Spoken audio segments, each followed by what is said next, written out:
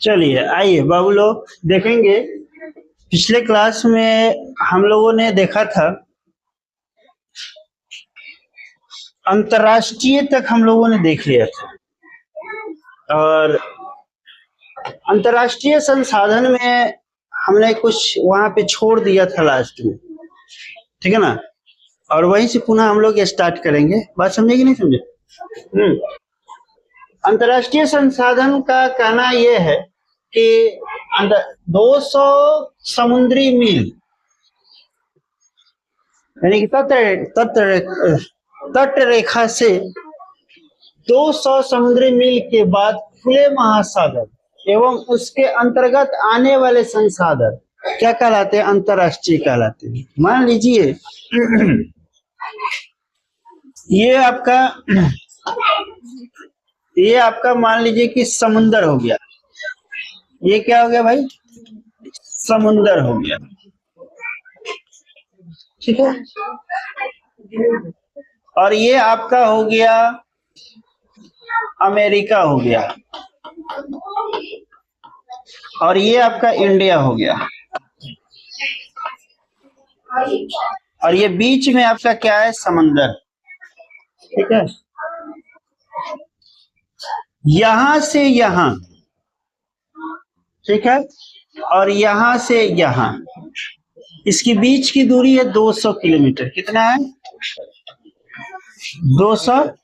अरे वही मील बोले या किलोमीटर? 200 किलोमीटर। कितना है? 200 किलोमीटर है, ठीक है। इस 200 किलोमीटर के बीच में यहां तक इसका और यहां तक इसका, इन दोनों का क्या है? अधिकार। दोनों का क्या है? अधिकार। मतलब इंडिया का भी अधिकार होगा और अमेरिका का भी अधिकार होगा। लेकिन भैया यहां से यहां तक अधिकार है दोनों आदमी का। ये समुद्र है जो है ना, समुद्र है। लेकिन समुद्र में तट रेखा से 200 किलोमीटर तक, ठीक है ना, अधिकार है। इधर से तट रेखा से 200 किलोमीटर तक उसका अधिकार है। इसके बाद अगर आप आगे बढ़ते हैं तो मार के गोली से सुता देंगे। क्या कर देंगे? मार के गोली से सुता देंगे। मतलब आप उनकी सीमा रेखा में प्रवेश नहीं कर सकते। जैसे अभी हाल ही में एक मूवी आया था, बॉर्डर मूवी आया था, जिसमें एक तंबू टाइप का ऐसे करके ऐसे लगाया होता है, इस पे लिखा होता है LOC। क्या लिखा होता है? LOC, मतलब लाइन ऑफ कंट्रोल, ठीक है। मतलब इस दीवार के इस पार में पाकिस्तान है और इस दीवार के इस पार में क्या है? इंडिया है।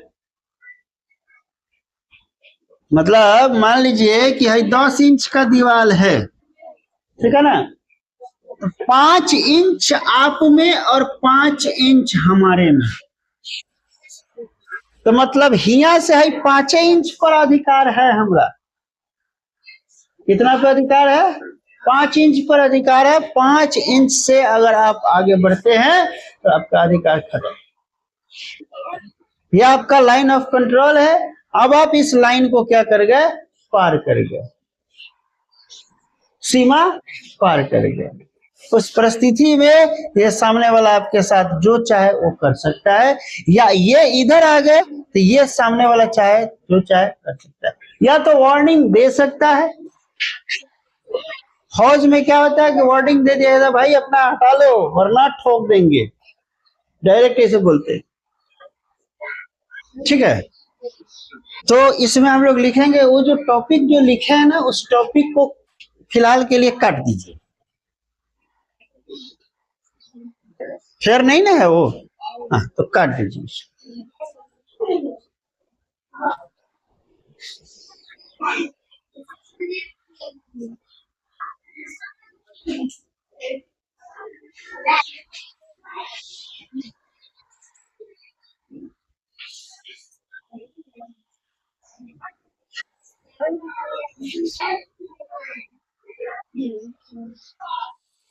फिगर बना करके बना लेंगे इसको, ठीक है ना। इसी पर लिखेंगे।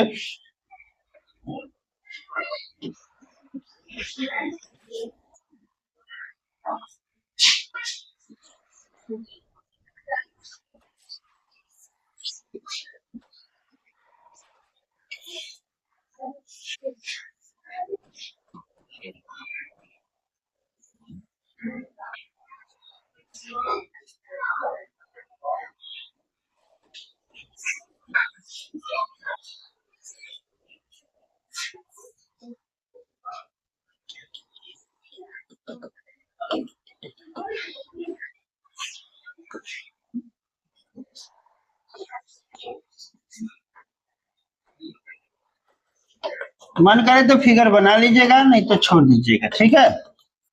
लेकिन फिगर बना लीजिएगा तो ज्यादा बेहतर होगा, ठीक है। इसका नाम क्या है आपका? समुंदर।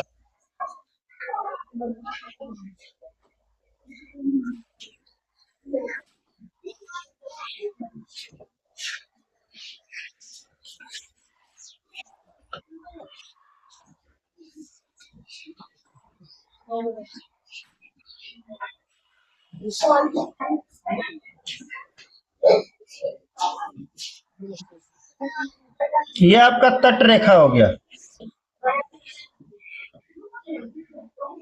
ये भी आपका तट रेखा हो गया। इसकी जो लेंथ है वो टोटल का 200 किलोमीटर है।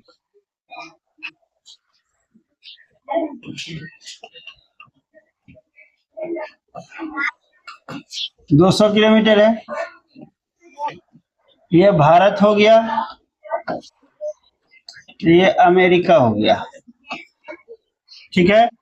और ये आपका आर्थिक उपवर्जक क्षेत्र हो गया, इसको बोलेंगे आर्थिक उपवर्जक क्षेत्र।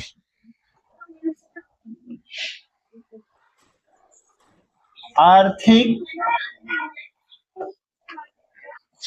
उपवर्जक क्षेत्र। और ये जो है अंतर्राष्ट्रीय संसाधन,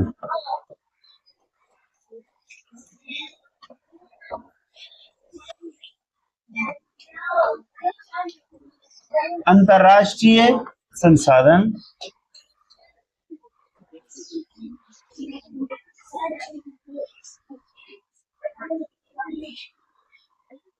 ठीक, मतलब कि ये समुद्र है और इस समुद्र में यहां से यहां तक अपना पूरा पूर्ण अधिकार है और इसका यहां से यहां तक अपना पूर्ण अधिकार है। अब सुनिएगा, आकर्ष बाबू ध्यान दीजिएगा इधर, ये जो चीजें हैं, ठीक है ना, इस पे इन दोनों का अधिकार है। बात समझे कि नहीं समझे? यानी कि ये यहां से यहां तक अपना काम कर सकता है और ये जो है यहां से यहां तक अपना काम कर सकता है, मतलब इस बाउंड्री लाइन के बाहर नहीं जा सकता, मतलब यहां से आगे की तरफ नहीं बढ़ सकता, ये भारतीय सीमा हो जाएगा। और ये क्या हो गया, बीच वाला जो है, ये मान लो ना कि ये पोर्ट है, ये बंदरगाह है, इसको मान लो क्या है, बंदरगाह है ना, ये क्या है, बंदरगाह है, ठीक है ना। और इस बंदरगाह पर इन दोनों का अधिकार है। ये क्या हुआ बेटा, अंतरराष्ट्रीय संसाधन हुआ। क्या हुआ, अंतरराष्ट्रीय संसाधन हो गया, ठीक है ना। अब इसमें हम लोग लिखेंगे आर्थिक उपवर्जक किसे कहते हैं, या अपवर्जक आर्थिक क्षेत्र क्या है। अपवर्जक आर्थिक क्षेत्र क्या है।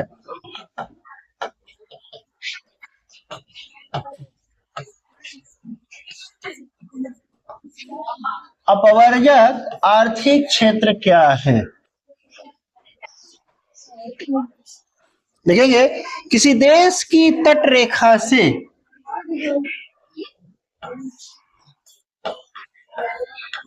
किसी देश की तट रेखा से 200 किलोमीटर दूरी का क्षेत्र, 200 किलोमीटर दूरी का क्षेत्र पर उस देश का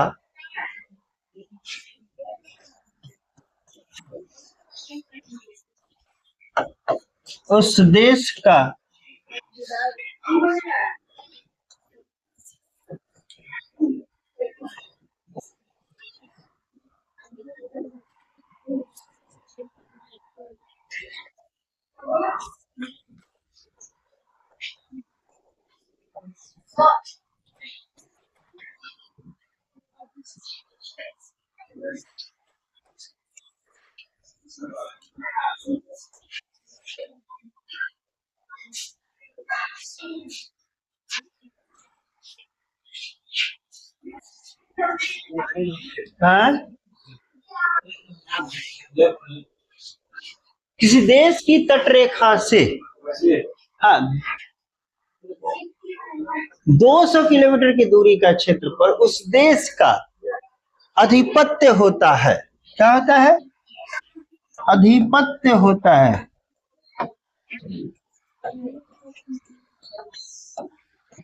क्या होता है? अधिपत्य होता है, जिसका केवल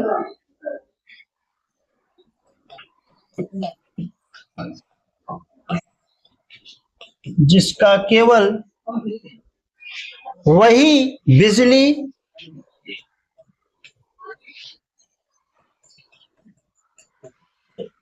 बिजली, मत्स्य पालन, परिवहन,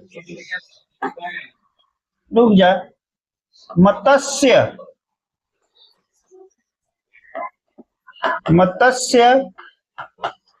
पालन, परिवहन आदि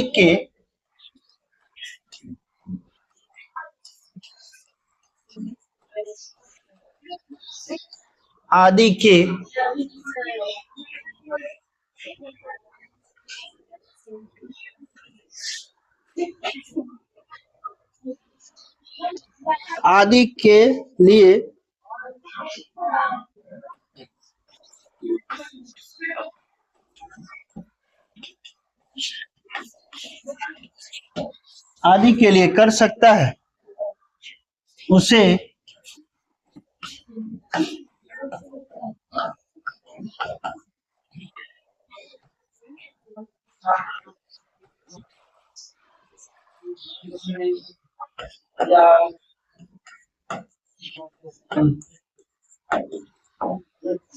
आर्थिक क्षेत्र कहा जाता है। फिर से समझेंगे एक बार।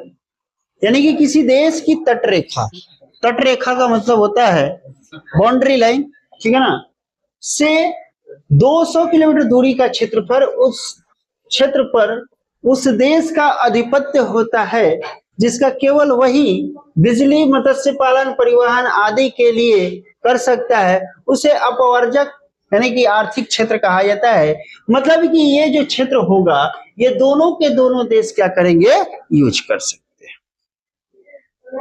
जैसे हमने उस दिन भी बोला था कि नेपाल में आँखा अस्पताल है, तो आँखा अस्पताल पे जो है ना, इंडिया गवर्नमेंट का कितना परसेंट? 50%, और नेपाल गवर्नमेंट का भी कितना है? 50%। यानी कि हर भारतीय का उस देश के ऊपर, यानी कि देश के ऊपर नहीं, सॉरी, उस अस्पताल के ऊपर, है ना, 50% का अधिकार है। यानी कि आधा का हकदार हम लोग उसके अस्पताल में हैं, क्योंकि इंडियन गवर्नमेंट अनुदान देती है उस हॉस्पिटल को चलाने के लिए, तो हमारा भी अधिकार है ना। हम लोगों का 160 रुपया इंडियन वहां पे पुर्जा का लाइन लगाने का कटता है, ठीक है। तो अब रहा सवाल कि हमारा आपके ऊपर हक है? हक है? बताइए। नहीं है। हम आपके बाउंड्री लाइन में घुसेंगे तो आप क्या कीजिएगा? हमरा की व्यवस्था कीजिएगा कि नहीं? रतिया के अगर आपके घरवा में घुस जाएंगे तो क्या कीजिएगा? चोर समझ के गांठ गांठ के, मूसा खनिया, बिलार खनिया गांठ गांठ के सरहद से मारिएगा। यहाँ भी वही हाल है। ये क्षेत्र ये दोनों यूज कर सकते हैं, लेकिन इस क्षेत्र के आगे की तरफ नहीं बढ़ सकते हैं। यानी कि इस बाउंड्री लाइन के उस पर जाने के लिए आपको क्या चाहिए? परमिट चाहिए होगा, तब जा सकते हैं। विदाउट परमिट आप सोचेंगे कि हम वहां चले जाए तो मुश्किल है, नहीं जा सकते।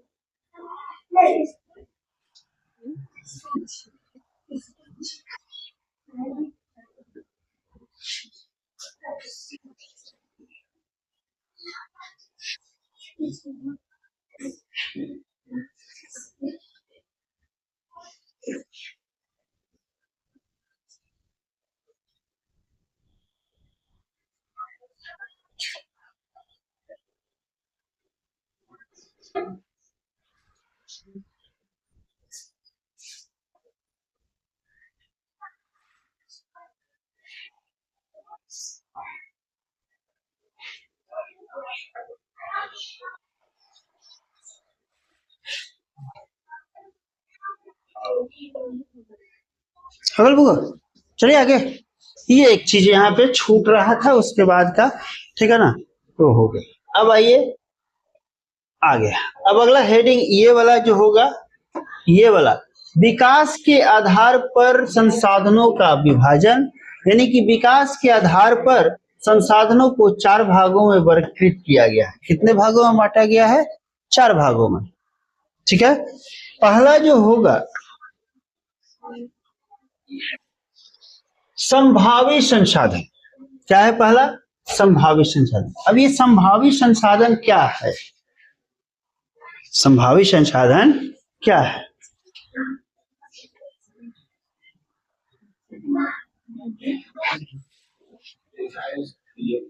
हाँ, संभाव्य में तो ये लिखा है,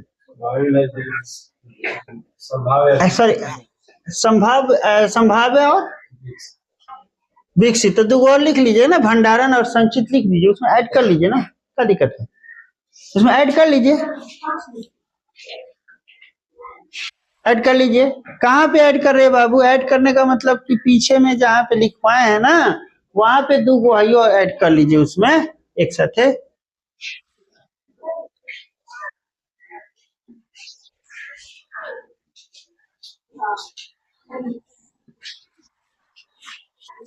दो चीज आकर्ष बउआ जी यहाँ ध्यान दीजिए।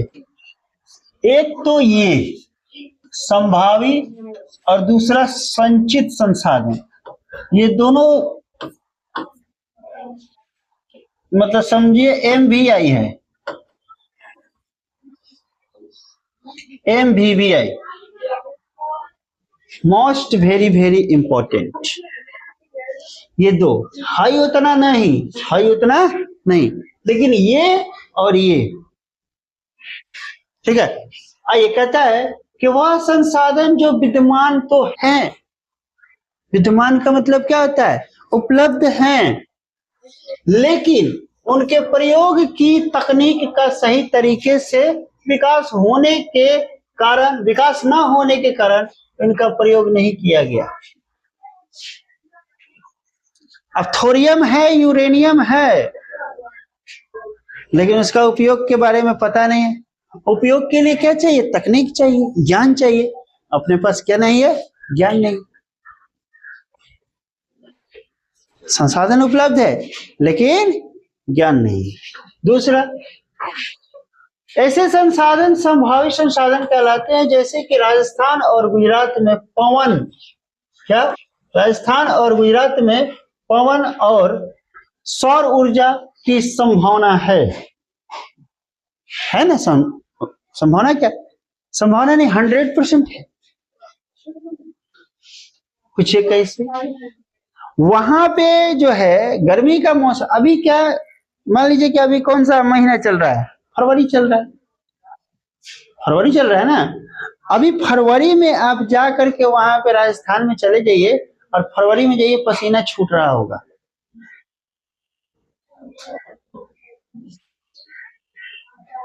मतलब वहां पे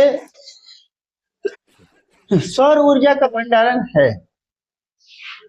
तकनीक नहीं, अब तकनीक आ गया है, क्योंकि हर घर के ऊपर सोलर पैनल लग रहा है, वो भी प्रधानमंत्री योजना के तहत। 5 लाख रुपया में 30 साल की गारंटी। कितना? 30 साल। यानी कि 5 लाख रुपया में जो आपका सोलर प्लेट लगेगा वो 30 साल तक चलेगा, है ना? 12 3 36। अगर महीना में, साल में, अगर महीना में 1000 रुपया अगर आपका बिजली बिल आता है तो साल का कितना हुआ? बोलिए।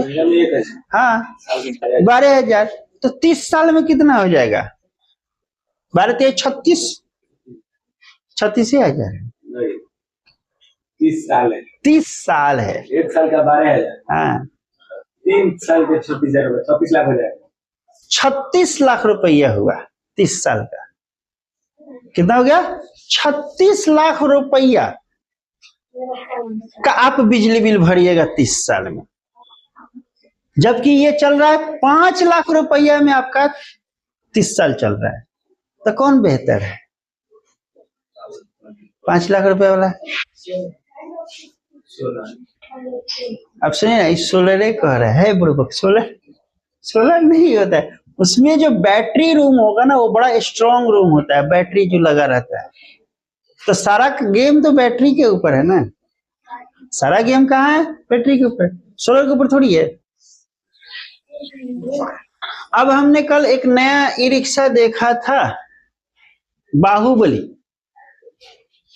मार्केट में एक ई रिक्शा देखा कल। वो बच्चा आया था यहाँ तो छोड़ने के लिए स्कूल में अपने, तो हम देखे उसमें, हमने पूछा कितनी बैटरी लगा रखा है? तो बोला एक। मैं बोला एक बैटरी पे चल रहा है? तो कह रहा एक बैटरी है सर, लेकिन 5 साल का गारंटी दिया है। हमने बोला कौन सी बैटरी है? तो बोला लिथियम है, ड्राई सेल। मैंने बोला ड्राई सेल है? अब उतनी बड़ी अगर बैटरी हम लोग अगर इन्वर्टर पर बांध दे तो सारे पंखे अच्छे से चलेंगे, एकदम कोई खुट खटखुट नहीं करेगा, बहुत बढ़िया चलेगा। तब ऐसा सिस्टम आ रहा है। तो राजस्थान में है, बट उसका टेक्नोलॉजी मालूम नहीं। तो ये पहले की बात बता रहे, अब तो सब टेक्नोलॉजी मालूम चल गया है, ठीक है ना? लेकिन इनका प्रयोग पूरी तरह से नहीं किया जा रहा। पानी को एकत्र करने का भी टेक्निक नहीं मालूम है लोगों को, और पानी में कमी होता जा रहा है। पानी में कमी होता जा रहा है। अगला कहता है विकसित संसाधन, वह संसाधन जिनके प्रयोग के लिए प्रभावी तकनीकी उपलब्ध है एवं उनके प्रयोग के लिए सर्वेक्षण, देखरेख, सर्वेक्षण, गुणवत्ता तथा मात्रा निर्धारित नहीं की जा चुकी है, विकसित संसाधन कहलाते हैं। यानी कि जिसका वैल्यू, मात्रा फिक्स नहीं है, उसको हम लोग क्या बोलते हैं? विकसित संसाधन कहते हैं। अगला कह रहा है भंडारण। भंडारण तो आपको पता ही है, किसी भी चीज को भंडारित करना, एकत्र करना, उसको हम लोग क्या कहते हैं? भंडारण कहते हैं। वह संसाधन जो प्रचुर मात्रा में उपलब्ध तो है, लेकिन सही तकनीक के विकसित न होने के कारण इनका प्रयोग नहीं हो पा रहा, भंडारण कहलाता है। पहले आज के डेट में पावर हाउस यानी कि बिजली जो होता है, बिजली का काम, यानी कि बिजली बनता है और बिजली बनने के बाद में कहाँ जाके स्टोर होता है? पावर हाउस में स्टोर होता है। फिर पावर हाउस से क्या होता है? जगह जगह मतलब क्या किया जाता है? वितरित किया जाता है। पहले पानी का मिसयूज होता था, पहले पानी का कोई यूज नहीं था। अब पानी को क्या किया जाता है? डैम बना करके पानी को रोका जाता है। रोकने के बाद में उसका उपयोग किया जाता है नहरों में, पानी बिजली उत्पादन करने में, सिंचाई में, हर चीज में। यानी कि इस धरती पे ऐसा कोई चीज नहीं है जिसका उपयोग आप नहीं कर सकते हैं, कर सकते हैं। अभी देखिए, जैसे मान लेते हैं कि जितना कचरा है, शहर का कचरा जितना भी है, उससे लोग इथेनॉल बना रहे हैं। अभी यूपी में ये कचरा है, वो फैक्ट्री है, उसमें खाली कचरा गिराता है, वो कचरा को फेर करके वहां से इथेनॉल बनाता है। तो मतलब हर चीज का यूज है, आप करें तब। अब नहीं कीजिएगा तो कहां से होगा? तीसरा जो है संचित संसाधन, वह संसाधन जिनका प्रयोग के लिए तकनीकी को तो उपलब्ध है, टेक्नोलॉजी है, लेकिन उनका प्रयोग अभी तक आरंभ नहीं किया गया। टेक्नोलॉजी है लेकिन प्रयोग नहीं किया जा रहा है, तथा वे भविष्य में प्रयोग के लिए सुरक्षित रखे गए। यानी कि फ्यूचर, एथेनॉल को कहाँ रखा गया? फ्यूचर के लिए रखा गया। हाँ, मतलब कि पेट्रोलियम जब खत्म हो जाएगा तो एथेनॉल का हम लोग प्रयोग किया जाएगा, मतलब उसके लिए रखा गया है। संचित संसाधन कराते हैं, जैसे भारत कई नदियां जल का भंडार है, पानी को एकत्र करके रख रहा है, लेकिन उनसे विद्युत का उत्पादन अभी तक आरंभ नहीं किया गया है। मान लीजिए कि पानी को निर्धारित करके, एकत्र करके, जमा करके आप रखे हैं, लेकिन उसका उपयोग अभी नहीं कर रहे हैं फ्यूचर के लिए, कि फ्यूचर में काम देगा। समझे कि नहीं? हाँ, भविष्य में इनका प्रयोग किया जाना संभव है। ठीक है, चलिए अगला देखते हैं।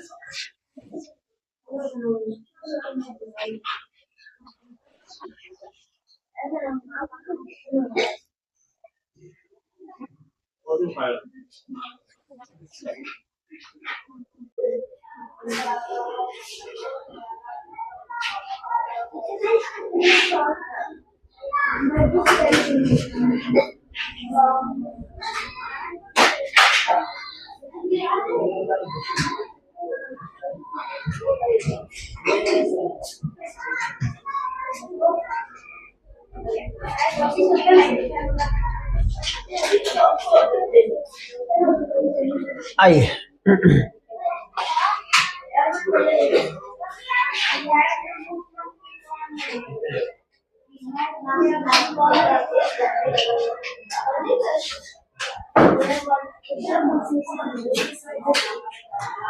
अगला कह रहा है सतत पोषणीय विकास। ठीक है ना? सतत पोषणीय विकास में कहता है कि संसाधनों का ऐसा विवेकपूर्ण प्रयोग ताकि न केवल वर्तमान पीढ़ी की अपितु भावी, ठीक है ना? रटा हो गया, एक स्लाइड वो नहीं खींचा सकता है, एक स्लाइड इसको खींच सकते हैं ना। आवश्यकताएं भी पूरी होती है, सतत पोषणीय विकास कहलाता है। ऐसे उपाय अथवा तकनीक जिसके द्वारा संसाधनों को उचित उपयोग सुनिश्चित किया जा सकता है, मतलब उसका एक्चुअल मतलब कि उपयोग सुनिश्चित किया जाए। ऐसा नहीं कि सदुपयोग की जगह पर दुरुपयोग किया जाए। जैसे होता है ना कि लोग माँ बाप के प्यार को क्या दुरुपयोग करता है, सदुपयोग नहीं करता है। हाँ, माँ बाप इतना मोहब्बत से पढ़ाता है, लिखाता है, सब कुछ करता है, लेकिन माँ बाप के प्यार को लोग क्या करता है? ठुकरा देता है ना। पल भर के प्यार के लिए लोग जान दे देता है, लेकिन मतारी बाप के प्यार के बारे में नहीं सोचता है, नहीं ना सोचता है जी। हाँ, कौन छौड़ा के को दिलक कि आई लव यू, तो सोचेगा कि पूरा दुनिया लुटा दे ऊपर, तो वो बुड़बक होता है। तो क्या होता है? जौन छौड़ा तेरा को दिलक कि हम तेरा चांद तुर के ले दे, तो समझ लिया तो ससुर फेंकता। चांद कहीं टूट के आई बतेबो? हाँ, आई हम तेरा हवाई जहाज खरीद दे, ई संभव बा, ई संभव बा। अरे खूब हो तो 300 करोड़ ना 400 करोड़ के का हो, उससे ज्यादा के थोड़े हो। हाँ, मैंने अब कहीं क्या चांद तोड़ के लाने, सदुपयोग ना दुरुपयोग हो गया ससुर। ठीक, सुनिश्चित किया जाता है, संसाधन नियोजन कहलाता है। 1992 में देखेंगे ब्राजील के शहर रियो डी जेनेरो, नाम क्या है, रियो डी जेनेरो में संयुक्त राष्ट्र पर्यावरण और विकास सम्मेलन के तत्वाधान में राष्ट्रीय अध्यक्षों ने एजेंडा 21 पारित किया, जिसका उद्देश्य समान हितों, पारस्परिक आवश्यकताओं यानी कि सबकी पारंपरिक बोलो पारस्परिक बोलो आवश्यकता एवं सम्मिलित जिम्मेदारियों के अनुसार विश्व सहयोग के द्वारा पर्यावरणीय क्षति, गरीबी और रोगों से निपटाना है। अगला करा है, महात्मा गांधी ने कहा था, इनकी वाणी को याद रखिएगा कि महात्मा गांधी ने कहा था कि हमारे पास व्यक्ति की आवश्यकता पूर्ति के लिए बहुत कुछ है, मनुष्यों के, लोगों की आवश्यकता को पूर्ति के लिए बहुत कुछ है, लेकिन किसी के लालच की संतुष्टि के लिए नहीं। अब आप में अगर देखिए ईर्ष्या समा जाएगा ना, लालच समा जाएगा ना, ठीक है ना, हड़प समा जाएगा ना, तो समझ लीजिए कि उसकी संतुष्टि के लिए कुछ नहीं। अर्थात हमारे पास पेट भरने के लिए है, पेट भरने के लिए बहुत कुछ है, लेकिन पेटी भरने के लिए कुछ ना है। अब भोज में हम लोग खाना खाने जाते हैं, हम लोग पेट भरने जाते हैं कि पेटी भरने जाते हैं, ये बताइए तो ना, पेट भरने नहीं, पेटी भरने जाते हैं। पेटी कैसे भरते हैं आप बता देते हैं आपको। जैसे मान लीजिए कि शादी विवाह में जनरली घरों में खसी मटन उटन खाए हुए एगो जमाना हो जाता है। अब मुसलमान भाई के घर में तो बकरीद के खाए खाए बकरीदे में खाता है। बात समझे कि नहीं समझे? काहे तो 650 रुपये केजी है, मुर्गा 240 रुपये 220 रुपये केजी है, तो आए दिन लोग मुर्गा खा लेता है, काहे कि सस्ता है, हैं? लेकिन खसी नहीं। सब लोग को मानसिकता बना रहता है, दिमाग में सेट रहता है कि फलानवा के बेटा का बियाह बा, चाहे फलानवा के बेटी के बियाह बा, बरियात में पूछ ले बा तो समाहरवा दावत दे ले बा। कैसन दावत दे ले बा? समाहरवा। चला, तो पेट भरने के लिए नहीं जाता है, वो जाता है पेटी भरने के लिए। अब उसकी संतुष्टि के लिए कुछ किया जा सकता है? नहीं। तो ससुरा कितना खा लेगा, फिर भी वही हाल रहेगा। अब जाइएगा तो इतना बड़ा प्लेट में, है ना, वो सोचेगा कि ससुर जितना मटन अट जाए पेट में उतना आटा लीजिए।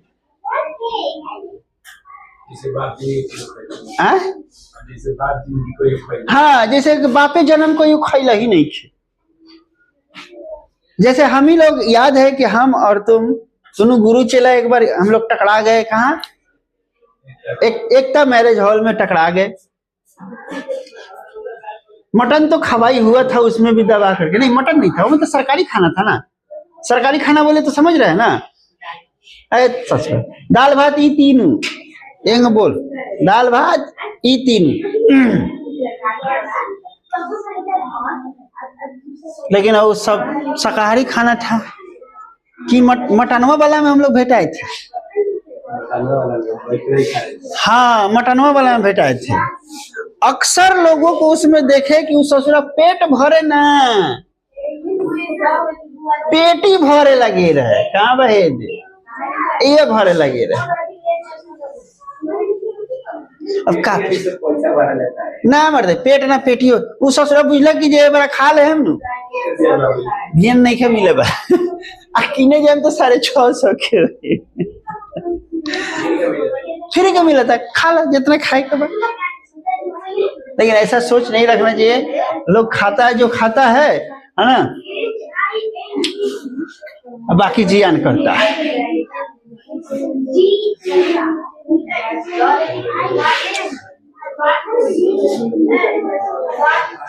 चलिए,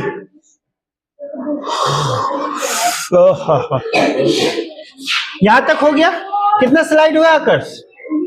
1 2 3 और यहां से ये चला। ठीक है, कहाँ है दबा ना है दे। हाँ ठीक है। चलिए, तो कहने का मतलब ये है कि ज्योग्राफी में हम लोगों ने आज 3-4 स्लाइड पढ़ा, सतत पोषणीय विकास के बारे में समझा, सामुदायिक संसाधन इन सब के बारे में, अंतर्राष्ट्रीय संसाधन के बारे में भी हम लोगों ने देखा। और साथ ही साथ अगले क्लास में हम लोग इसके आगे की तरफ देखेंगे, है ना। तब तक के लिए हम आपसे लेते हैं विदा, फिर मिलते हैं अगले क्लास में। अगर आपको वीडियो ये अच्छा लगा हो तो आगे की तरफ फॉरवर्ड करें, लाइक सब्सक्राइब करें।